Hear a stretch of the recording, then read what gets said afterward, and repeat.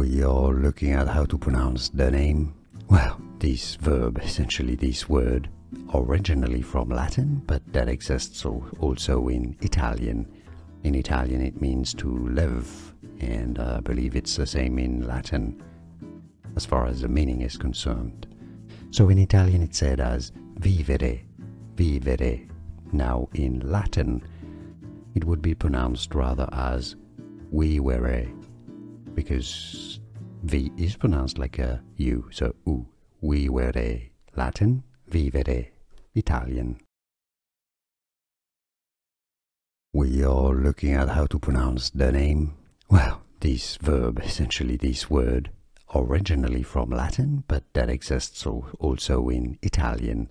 In Italian it means to live, and I believe it's the same in Latin as far as the meaning is concerned.